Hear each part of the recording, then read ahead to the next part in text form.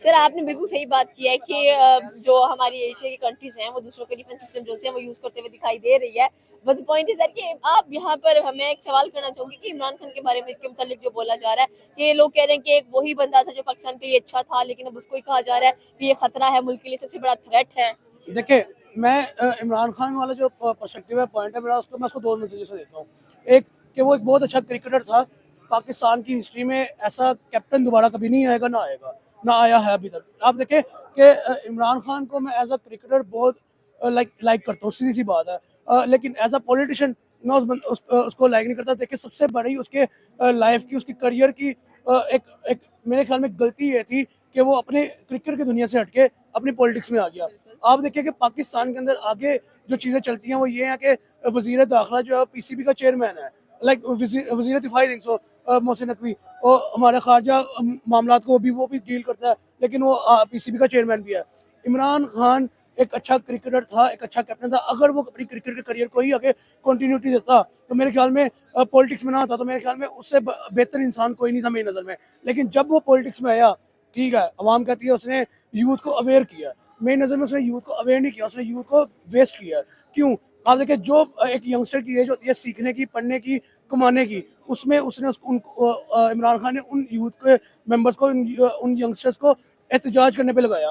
ठीक है, आप देखिए, एक बीइंग यंगस्टर, मैं एक यूथ का पर्सन हूँ, एक यंगस्टर हूँ। मैं अपनी इस एज के अंदर अपने घर का सर्कल चलाने के लिए कमाने निकलूंगा कि मैं एहतजाज करने निकलूंगा? अगर मैं एहतजाज करने निकलूंगा, मुझे यही नहीं पता मेरी लाइफ में कितनी है। मुझे आगे से जो हमारी फोर्सेज हैं वो जेल में डालती हैं, वो मार देती हैं, क्या करती हैं क्या नहीं। मैं अपने घर का सर्कल चलाऊँ या मैं इधर आके एहतजाज करूँ? तो बीइंग अ यंगस्टर, मेरा एक मेच्योर इसके ऊपर ओपिनियन यही है कि इमरान खान ने यूथ को अवेयर नहीं किया, इमरान खान ने यूथ को वेस्ट किया, जस्ट बिकॉज एक पॉइंट के ऊपर जहाँ पे उनको जॉब अपॉर्चुनिटीज जिस एज में प्रोवाइड करनी थी, वहाँ पे उनको उसने एहतजाज करने पे निकाल दिया और सड़कों पे निकाला।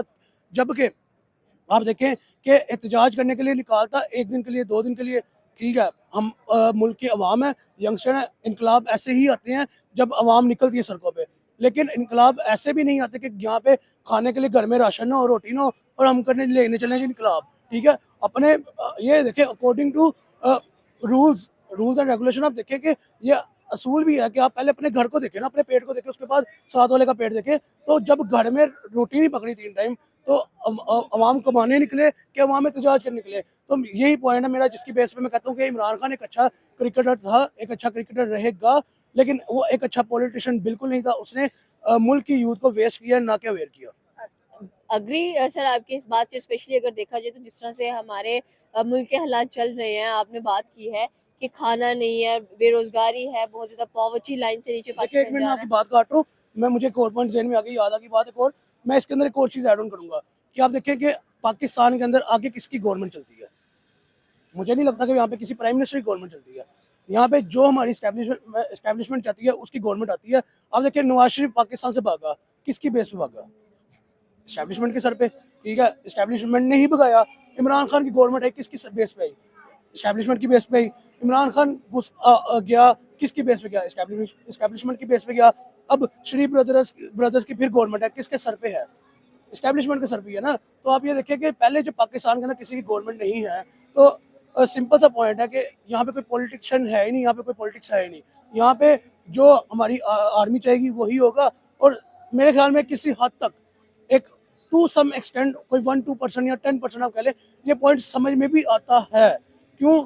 जो हमारी मुल्क की लाइक कह लें कि एक दिफा कर रहे हैं, हमारे मुल्क को बॉर्डर्स पे खड़े होकर बचा रहे हैं, क्या वो मुल्क का गलत चाहेंगे? कभी भी नहीं। हाँ, यहाँ पे पॉलिटिशियन है जो गलत चाहते हैं। आप देखिए कि 30-30 साल गवर्नमेंट करके, करप्शन करके जाके अपने सासे बनाते हैं। आप क्या इमरान खान ने कोई करप्शन नहीं की? क्या नवाज शरीफ ने कोई करप्शन नहीं की? यहाँ पे जितने पॉलिटिशियन है, सबने करप्शन ही किया है। ठीक है, तो मैं बेसिकली सियासत के ऊपर, इस पाकिस्तानी सियासत के ऊपर, इस बेस के ऊपर ये बात करता हूँ कि यहाँ पे कोई पॉलिटिशियन नहीं है, यहाँ पे कोई पॉलिटिक्स नहीं है। यहाँ पे जो है, आप अपने इंडिविजुअल के तौर पे, आप अपने individual as a individual person आप ग्रो कर सकते हो तो कर लो, नहीं तो मेरे ख्याल में यहाँ पे फ्यूचर भी कोई नहीं है। सर सुनने में है कि ट्रम्प पाकिस्तान आ रहे हैं।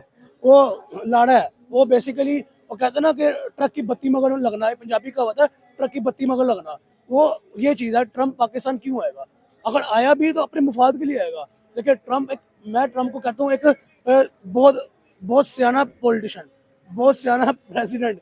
वो किस बेस पे कहता हूँ कि उसको जब किसी से मुफाद है ना, उसने वो चाहे उससे उसके लाख इख्तलाफात हो, वो उसने उसको सलामदो कर लेनी है। अब फॉर एग्जांपल अफगानिस्तान अमेरिका के इतने क्लैशेज नजर आते हैं, अगर अमेरिका को अफगानिस्तान से कोई बेनिफिट नजर आ रहा होगा ना, तो ट्रम्प अफगानिस्तान भी चला जाएगा। ठीक है, same as it is Pakistan उसने आना, पाकिस्तान में ट्रम्प का आना वो यही है कि उसको कोई बेनिफिट होता है। हाँ, ये न्यूज़ सुनने को मिला मैं कि ट्रम्प पाकिस्तान आएगा, कोई 200 बिलियन डॉलर की इन्वेस्टमेंट लेके आएगा, यहाँ पे आके प्लांट लगाएगा, टेस्ला का प्लांट लगेगा, या एप्पल मैन्युफैक्चरिंग इंडस्ट्री लगेगी। तो फिर मैं कहूँ कि यार ट्रम्प हमारा सगा भाई है, ठीक है, ट्रम्प हमारा भाई है, हमारे साथ हमारा सोच रहा है, लाइक ऑब्वियसली बात है ना। ये पॉइंट तब समझ में आता है, ट्रम्प बेसिकली एक ऐसा प्रेसिडेंट है, एक ऐसा पॉलिटिशियन है जो अपने बेनिफिट्स के लिए कुछ भी कर सकता है। आप जैसे कि फॉर एग्जांपल पहले सर ट्रम्प उसके इतने प्रॉब्लम चल रही थी इंडिया के साथ, टैरिफ्स वॉर चल रहे थे, अब सपोर्ट भी कर रहा है कि ठीक है अगर यूएस से ऑयल बाय कर सकता है तो इंडिया क्यों नहीं कर सकता रशिया से ऑयल बाय। एग्जैक्टली आप यही तो पॉइंट मैं उठाने लगा था कि आप देखिए कि इंडिया पाकिस्तान की वॉर हुई, उसके बाद उसके बाद ट्रम्प ने सीज फायर कराया, उसके बाद टैरिफ गेम शुरू हुई, टैरिफ वॉर शुरू हुई। अगर ट्रम्प ट्रम्प उस टाइम जब टैरिफ वॉर शुरू हुई, ट्रम्प पाकिस्तान का बड़ा साथ दे रहा था, साथी बना था। अगर वो इंडिया के ऊपर टैरिफ लगा रहा है, पाकिस्तान के ऊपर भी टैरिफ उसने लगाया। अगर ट्रम्प पाकिस्तान का इतना भाई होता, इतना सगा होता, तो पाकिस्तान के ऊपर टैरिफ ना लगता। अब दूसरा पॉइंट, अब आपने बात की इंडिया के साथ ट्रम्प के ताल्लुकात ऐसे नजर आते हैं जैसे लाइक क्लैशेज हैं बहुत ज़्यादा, और एक दूसरे को एक आंख देखना पसंद नहीं करना। लाइक अब देखें कि टैरिफ भी लगे, 100% टैरिफ भी ट्रम्प ने लगाए, लेकिन अब ट्रम्प उनके साथ अच्छा भी बन रहा है। मैंने तो ये भी सुना था कि ट्रम्प के अमेरिका के जो B-2 बॉम्बर हैं वो भी इंडिया पर चेज कर रहा है। तो लाइक आप यहाँ से देखें ना कि जितना मर्जी मसला हो, ट्रम्प ने इंडिया के साथ बना के रखनी है। क्यों बना के रखनी है? क्योंकि इंडिया के बगैर ट्रम्प का चलना मुश्किल है, नामुमकिन है, समझ लें आप।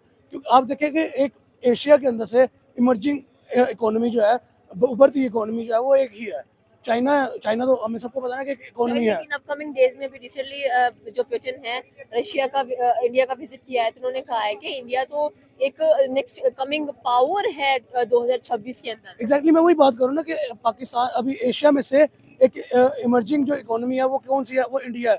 आप देखें, आई थिंक अभी चौथे नंबर पे है, 2026 के अंदर उन्होंने तीसरे नंबर पे आया था। ऐसा ऐसा वो आप देखें कि अमेरिका को और चाइना को आंखें दिखाएंगे, ठीक है, और अभी दिखा भी रहे हैं अमेरिका को, तो उन्होंने भी आंखें दिखाई हैं। बड़ी रील्स में देखता हूँ कि अमेरिका क्या कहता था, अब हम कहते हैं, लाइक ये ऐसी पॉइंट्स।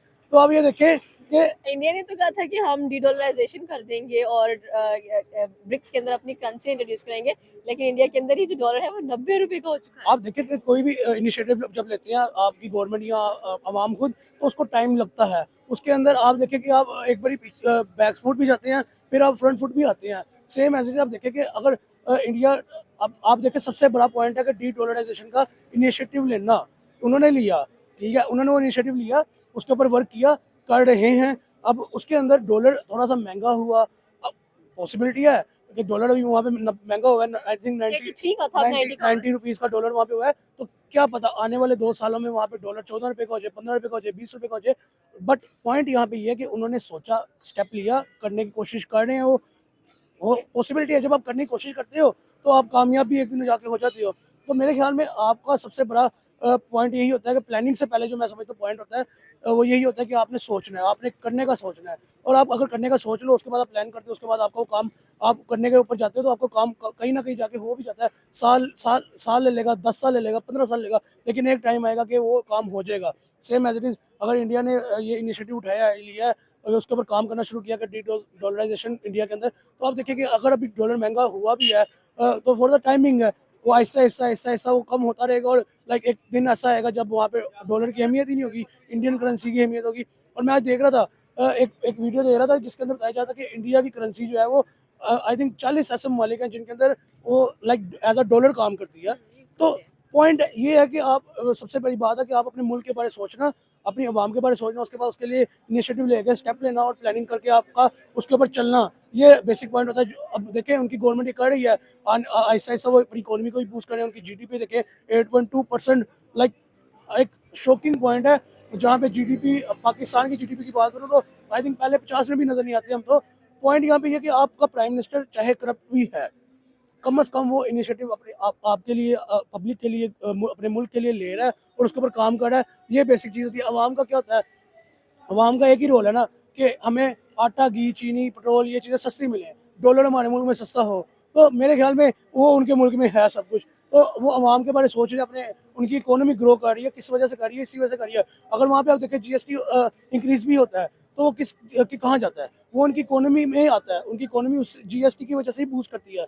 तो बेसिक पॉइंट ये है कि आपका माइंडसेट होना चाहिए कुछ करने वाला। मैं पाकिस्तानी पॉलिटिशियन, फिर मैं इमरान खान नवाज शरीफ पे आऊँगा। पाकिस्तानी पॉलिटिशियंस के बारे में अगर बात करूँ तो इनका माइंडसेट ये नहीं है कि हमने अपने मुल्क को ग्रो करना है, हमने अपनी इकोनॉमी को ग्रो करना है, हमने अपने मुल्क का नाम रोशन करना है। इनका पॉइंट ये है कि हमारे असासों के अंदर लाइटें अच्छी चलें, महंगी से महंगी हमारे पास बैठने की जगह हो, ठीक है। तो पॉइंट ये डिफरेंस ऑफ मेंटेलिटी आया था, सोच आया था, जहाँ पे हम लैग कर जाते हैं और वो ग्रो कर जाते हैं। ओके, ये थी पाकिस्तानी अवाम की राय कि जिस तरह से बात की गई कि डेफिनेटली अगर इमरान खान को कहा जा रहा है कि ये मेंटली स्टेबल नहीं हो रही, कि बहुत बड़ा खतरा है एस्टेब्लिशमेंट के लिए, कंट्री के लिए, तो इन फ्यूचर क्या होगा पाकिस्तान का, what will be the next year 2026? आपकी क्या राय है, कमेंट सेक्शन में बता सकते हैं। हमारे चैनल को सब्सक्राइब करना बिल्कुल मत भूलिएगा। तो मिलता है अगली वीडियो में।